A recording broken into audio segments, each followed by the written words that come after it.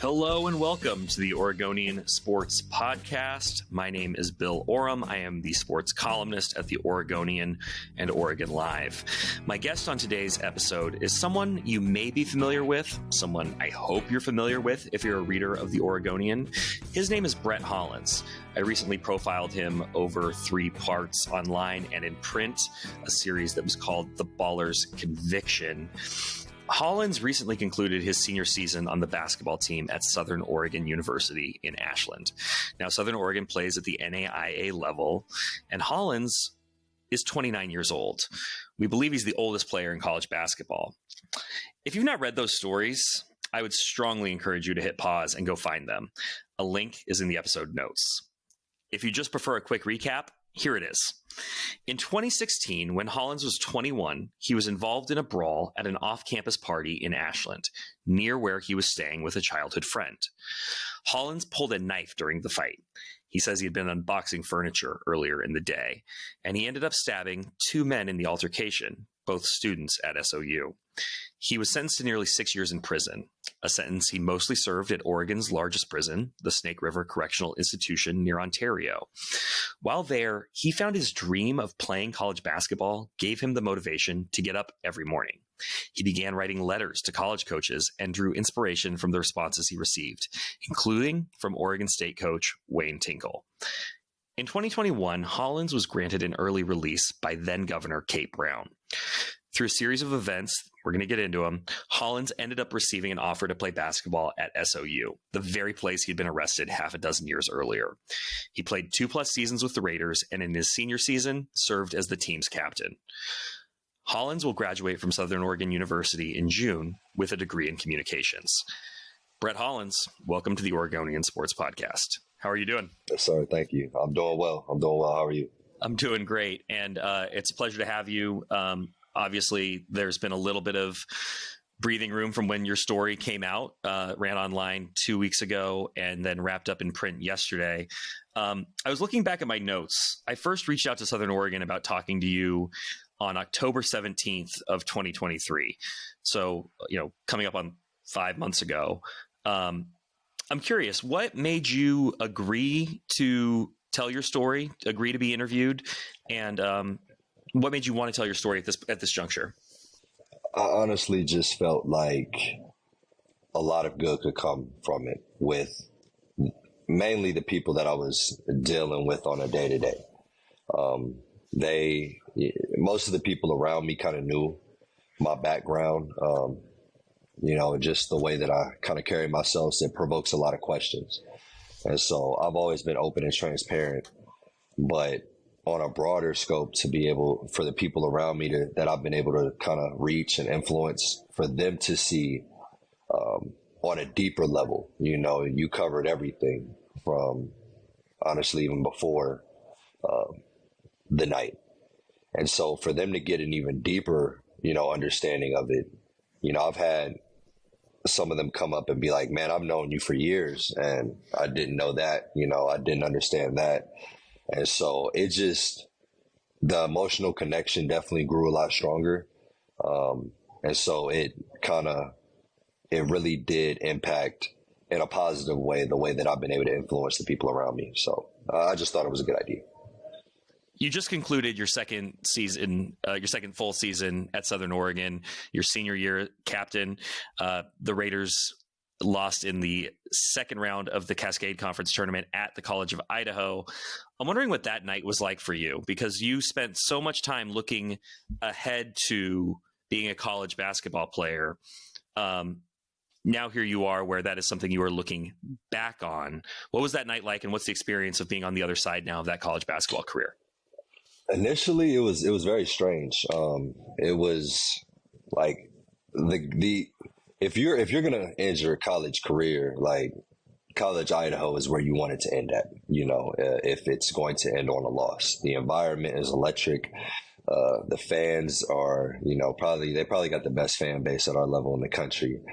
And so to be in that environment, it was definitely a special way to, conclude it all. Definitely wish that we would have ended it with a win, but like if you're going to end in a loss, that's where you want it to be. I had a moment on the court where it was about 40 seconds left.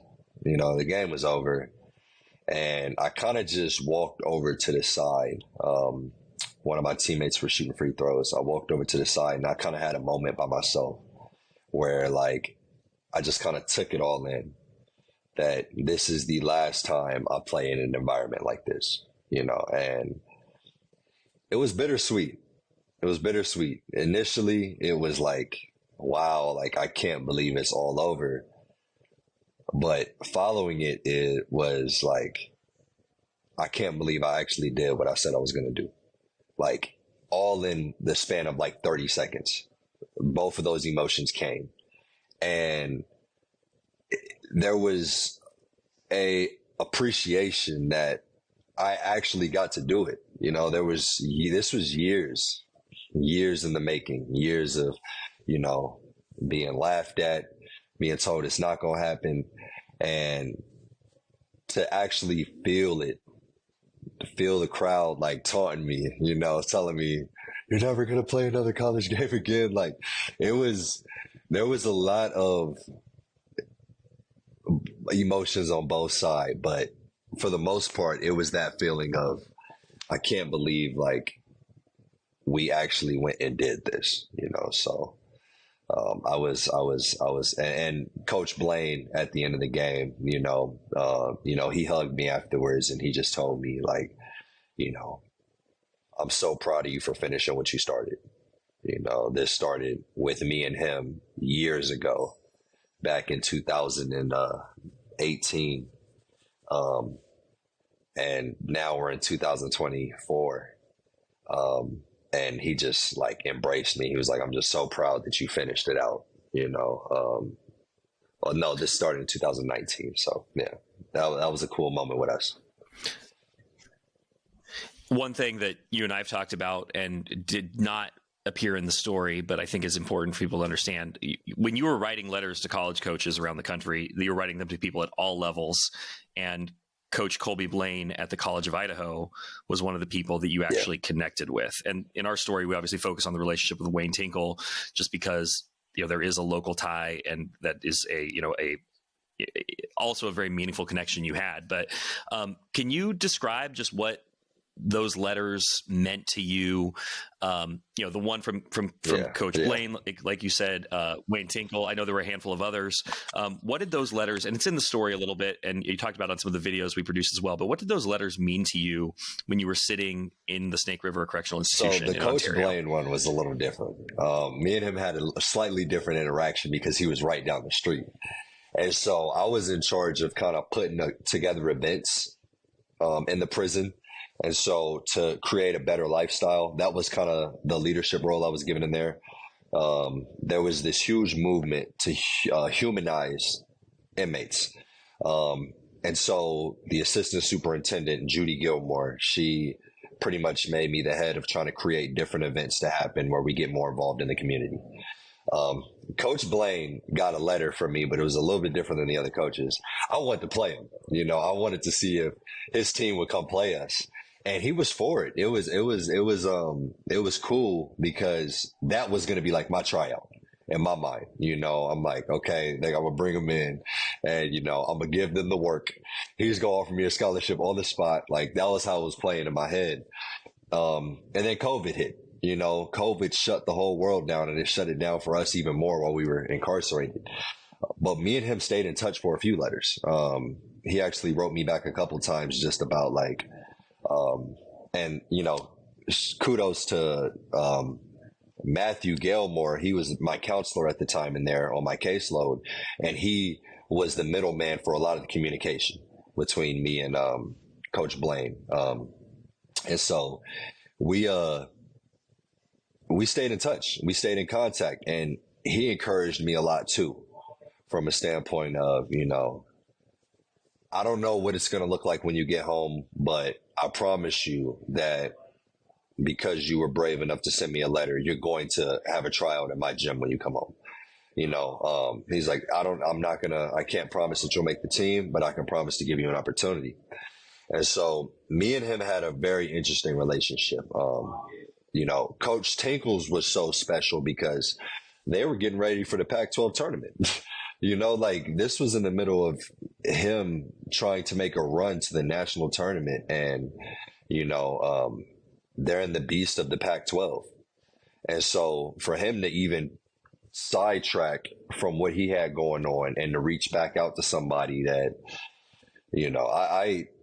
I could play a little bit, but I wasn't a 5-star recruit. It was just, like I said, he reached out to me man to man, not coach to player. And so that was a very special letter from him, and all the other countless ones. Like I said, I received about 13 from my memory. And there were so many people that were just intrigued and interested in trying to help me. Coach Marshall was another great letter. I was a huge fan of Wichita State pretty much my entire high school. I loved the way they played defense. And so that was another great letter. And like I said, so many more. There was JUCOs, Lewis and Clark, the Division III. They looked at me and they were just like, you know what, man, like everybody deserves a second chance. And so all those letters meant so much to me. Like I can't sit here and be like, I was only stoked about this one. I was in a place where I rarely received letters. And so for coaches to be writing back, it was very special. We focused a lot on your journey through basketball, and that's obviously a huge part of your life. And it was a light at the end of the tunnel, I think is fair to say, for you while you were serving time. But it wasn't the only thing you were doing in prison, and I think that's important to establish. You were involved in a lot of groups, and you mentioned the events. But can you describe a little bit of what it was like, acclimating in the prison system and finding your way, and then finding your purpose maybe outside of basketball? Because we know the basketball, but what about like everything else you were doing with your time there? Like I told you before, man, like the basketball was going to happen anyways. I made my mind up when my best friend at the time, he drove me to the airport. He was my former teammate. I told him, when he dropped me off at the airport, before I headed up to Oregon to turn myself in, I'm going to play ball again. I'm going to come home and I'm going back to college ball. So my mind was made up in October 2017. What really opened my eyes was when I initially started my time, I had no sense of purpose. I had no identity. I was a 23-year-old, young man that had no idea what it meant to really be a man. And so I had to find myself, and I had to learn how to become a man in my 20s in prison. And through everything that happened, from me getting divorced to, family, passing away, me not being able to be there, friends passing away, I really struggled my first year. I really struggled. Like you had kind of talked about, I was taking sleeping pills to kind of just sleep the days away. I talk to people because that's just my natural personality, but I didn't really impact the way that I was meant to. I was just conversation. And I had an epiphany, right? I had an epiphany. I was at my lowest, and I was on the prison yard, and I was looking around, and I realized how many people were just as lost and confused as I was. And nobody was going to help them. Like the guards weren't going to help us, which they have a job to do. They're going to do their job. But this was about us. And as difficult as it was to find ways to grow and improve ourselves, we had to take that responsibility somehow.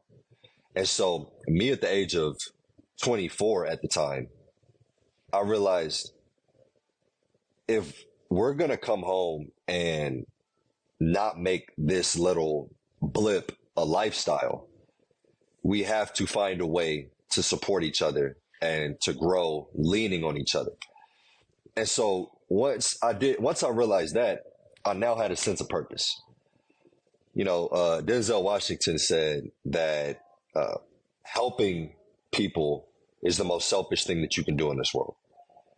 And that's because of the gratification that comes with it, the good that comes back to you when you start to help people. And he's not wrong. You know, your motives, everybody's motives are different. But for me, I saw a problem and I was like, I think I'm the only one that can fix this problem because I'm not a gang member, which that keeps you from being able to do certain things. I have no ties to this community at all. I didn't know anybody, you know? And so I was able to connect with everybody regarding like, regardless of their race, regardless of, you know, their religion, whatever political section they were involved in. I was able to connect with 70-year-old white men to, you know, 18, 19-year-old Hispanics. And obviously, you know, the other African Americans that were in there. And because of that, it was like, I'm now somebody that can create this sort of movement to where we're not going to do this the way that y'all say we're supposed to do this. And by y'all, I mean other people that are trying to push politics in prison. I mean certain guards that didn't want to see you grow and try to elevate your mind. They wanted you to just stay in the stumps. Regardless of the obstacles, there had to be some type of movement. And to see the amount of other people that were feeling the same way, they were just very cautious of making that move.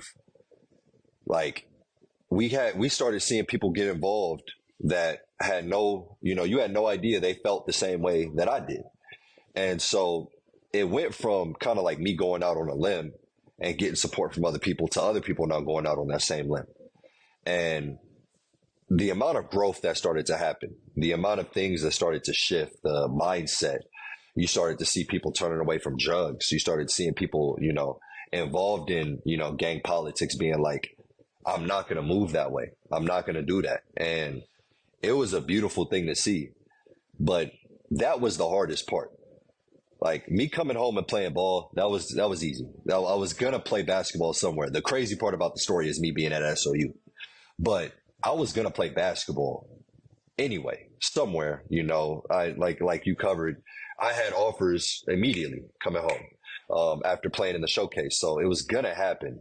But the part that really resonates with me is the fact that there was a movement that was started that is still moving, it's still progressing to this day. You know, Dukeshire was involved, my friend Jesse James, Sawyer. There was so many people that were like, you know what, Jack Maua, we're not going to move. Gary Smith, we're not going to move the way that you said that we were going to, that we have to. You know, we want better for ourselves. We want more for ourselves. And we want to come home and actually contribute to society. We don't want to get stuck in this cycle. And so because of that, you know, there was just so much positivity being pushed, so much negativity being pushed out. The guards started to realize that, you know, it doesn't matter how much we try to push this, you know, narrative that y'all don't matter, y'all will never be anything to society. They're going to continue to try to be and improve into the best versions of themselves regardless. And so they started to support it. But it was just, that's the part that like really sticks with me, is the amount of influence and impact that I was blessed to be able to have, you know, being placed into an environment that I had no familiarity with and that I quite frankly was not prepared for. So one thing you did when you were in prison was, one of the ways that you kind of carried forward everything you're talking about here is that you were provided, you know, a new suit and were taken into, I believe it was the Chamber of Commerce, the Ontario Chamber of Commerce that you spoke to kind of about, you know, like you talked about the humanization of inmates. I don't know if that got into like criminal justice reform as well. But it does seem like you have found strength through telling your story and being an advocate for, you know, people in prison who have historically not been really given much of a voice.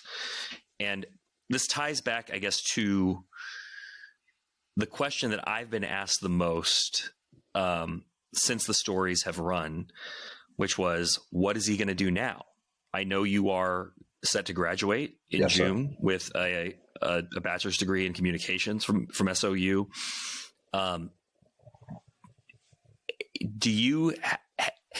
What do you think you're going to do when you have that piece of paper that I know you've been working hard for? It means a lot to you and your family. What happens? What happens next?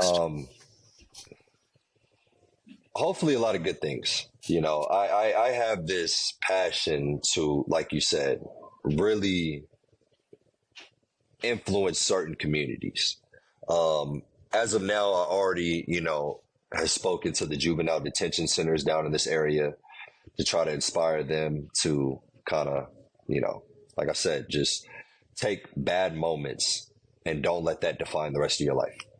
That's what I've been going on. That's what I've been doing out here. I've been talking to this nice lady out here named Cassie. She's talked to me about restorative justice and this organization that she's with that, I could possibly help out with. I've had some people reach out to close friends about me coming to talk to their high school up in northern part of Oregon, Bend area too. I don't know exactly what that looks like. I know that I see a problem and I know that I want to help solve the problem. But I think the problem is bigger than strictly just prison. I want to be involved with the prison system as much as possible.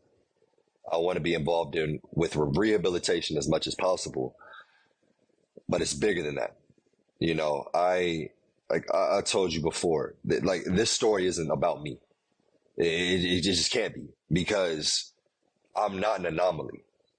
I've met many people who want better and want to take a bad decision and grow from it just like I did, but they were never provided the opportunity to do so. Since I've been home, there have been great friends that I saw turn the other cheek, or turn down the other street. I've seen them, leave a lifestyle that they were a part of, that they just didn't. They knew that it wasn't the best environment for them, and they're forced to go back into the same communities that they were in when everything went sour, when there weren't too many opportunities. And even though that they were doing better, their past followed them, and they're gone now. They've been killed. It's such a challenging piece, because if you change, but you're not provided the opportunity to show how much you've changed, how do you expect somebody to break a cycle when they're not given any type of door to walk out of it? And that's kind of where I'm at. That's where I feel like I could be of service, is people seeing my story and realizing you don't need to be afraid. You don't need to be afraid of what somebody has previously done. Like, judge them off of who they are now. All it would have taken is one no, like I told you, and this whole story is different. It's all it would have taken, just one no at some point, and me and you never meet. But it took a group of people to be like, we trust you. We would love to see what you can do for our community. And these yeses just kind of, it started with Coach McDermott. It started with his yes, and it just snowballed into a bunch of other yeses. And now here we are. It's not really about me. It's about the power of giving somebody a second chance and what they will do with it out of pure gratitude. And so, however I can inspire that and spark that, that's what I would love to do. And on a different note, I would also like to find a way to inspire people to make changes in their communities wherever they are. A lot of people they see something that they don't like, they like to run from it. Okay, let me move to this community. I feel like my story also tells a story of somebody seeing an environment that they didn't like, and instead of just hiding in the corner and seeing things kind of just collapse all around them, you know, I and so many other men were like, we want better for ourselves right now. And so if everybody took that and they decided that they would make an impact in the community that they're living in right now, whether you're a free citizen, whether you're in prison, whether it's your work environment, seeing something and being like, I believe that I can make a difference with this, and then doing it. I truly believe that if you know that you can help an environment or a person and you choose not to, and something goes wrong or the cycle continues, it is now your fault that it happened. I believe that you have to provide some type of support, some type of service in the communities that you are in. It's your responsibility. And if everybody just kind of did that, I just think that the world would be such a more, frugal place, conducive for growth. Like the world would just be such a better place if everybody took where their feet are planted at right there and looked around and said, how could I improve this area? How could I improve the lives of the people around me? And in return, like, good is going to come back to you. And so whatever that looks like, I'm not sure. I'm hoping that I can get approved to go up to TEDx up in Portland. That's in the works right now. That would be awesome to just talk about it on a little grander scale. But, we'll see, man. I'm feeling pretty hopeful and excited for what God has for me moving forward. So. And I did want to just take a moment to acknowledge, that faith has been a really important part of your journey. And, it's referenced in the story because of your nickname in prison, the friends from prison who call you Rev, short for the Reverend. And, like you said, a man of great positivity, and you were always preaching positivity and a man of faith. And I know that that's something that's been really powerful for you. When you're talking about this impact in your community and these things you want to do going forward, do you think basketball is going to be a tool that you use? Is that going to be a piece of it? What's the future for the baller? Man, I haven't touched a ball since the season ended. I haven't even wanted to look at one. I'm exhausted with basketball. Like, and maybe I'll feel a little bit better over the next month or so, but I needed a break. Like we talk about, it carried me for the last decade. And I'm worn out. I squeezed every ounce out of that ball that I could get. And so it's, I don't see myself really moving into a coaching role, but I could see myself participating in some sort of mentor role, some sort of mentorship. Like we talked about, I became a personal trainer out here because I realized that we didn't have a strength and conditioning coach on the campus. So I started training all the athletes here for free. And like, that was my way of looking around and seeing the community and being like, okay, we need this.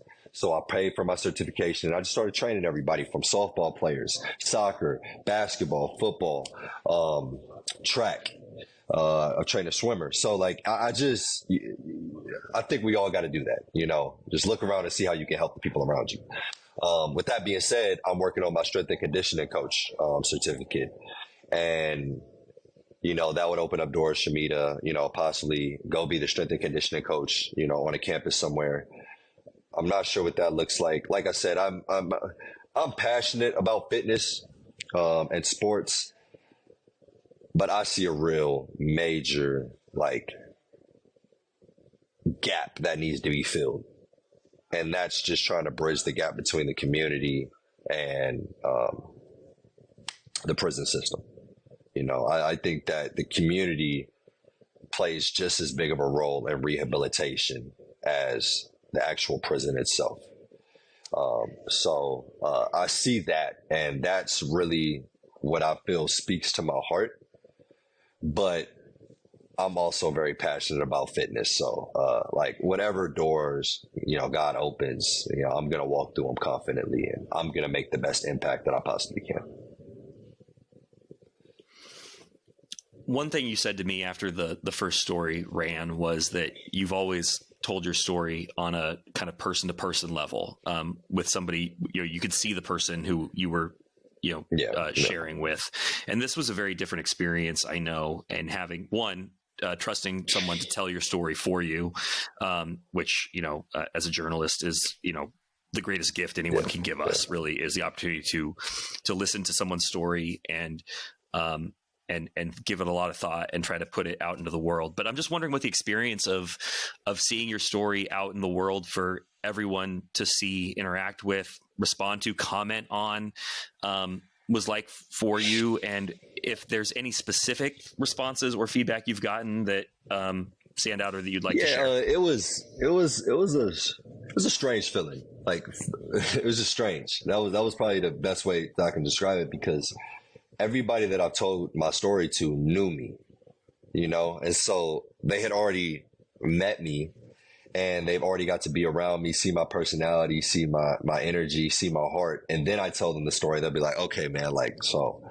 talk to me, and so that's usually how that played out. But for it to be just kind of broadcasted to just so many people that will probably never get to meet me, and I'll never get the chance to meet either, that was a very scary feeling. Came with a lot of paranoia, a lot of insecurity.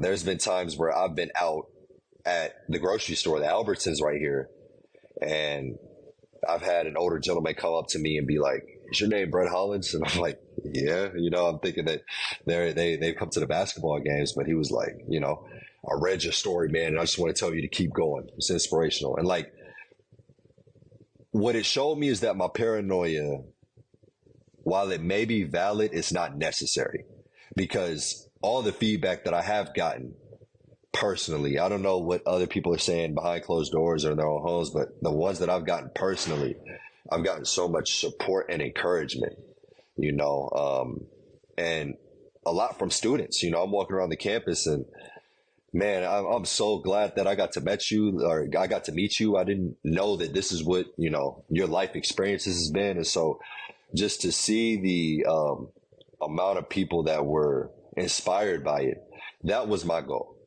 It's not a sob story. It's not a sad story. I did what I did, and I had to learn and grow from it. But if I can do it, you can too.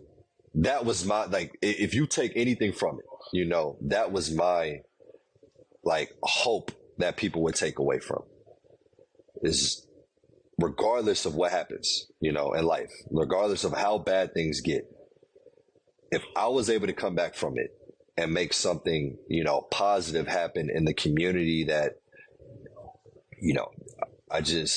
I made my biggest mistake in, why can't you do the same thing? Because I've seen so many people want to give up when life hits hard and they came up short. I had one of the biggest failures that you can have in life, and that's what it was. It's a failure. And the way that we were able to just pick ourselves back up and look and be like, okay, now I'm going to do my best to improve everybody's lifestyle around me. You can do the same thing, so don't let any life setback really sit you down forever, so that's kind of what I hoped everybody would take from it. Brett, I'm going to leave you with this thought, or with this final question. And because for me, one of the most powerful pieces of reporting this story, and like we said at the beginning, I mean, this was months and months of you and I talking, me talking to people around you, me studying, police records. And somewhere in the middle of all that, I got my hands on the sentencing hearing from when you pled guilty, and in the Jackson County courthouse. And in that moment, you actually faced one of the men that you had stabbed, and he addressed the court, his family addressed the court, your stepfather's there. And you stood up and said, among other things, you said, "I hope that I can be a story of redemption." And that was the day you were being taken away to prison. And that was at the beginning of a what, turned out to be, of what was at the time supposed to be a 70-month prison sentence. I'm wondering now, here we are approaching 7 years since that moment. When you hear your 23-year-old self say, "I hope I can be a story of redemption," do you believe you are? I believe that the redemption doesn't stop yet. I don't believe that the redemption is a moment, but it's a lifestyle. And I plan to live a lifestyle of redemption until my last breath. And whatever that looks like, I don't know what God has for me. I don't know where I'm going to be drawn and where my heart is going to be pulled and who I'm going to come into contact with in the future. But I know that the job isn't done yet. It can't be, because there's so much, like I told you to start this off, if you see something that could use your support, if you see a problem that could use somebody to come in and actually deal with it, and you choose not to, then it's your fault when that problem continues to happen. I can't stop. And so I hope that my life ends up being a story of redemption. Not this moment, these moments that I've got to have here back on the campus of Southern Oregon University, but my lifestyle. People can look back at my lifestyle and be like, okay, this is the definition of redemption. So we just got to keep going, man. It's not done yet.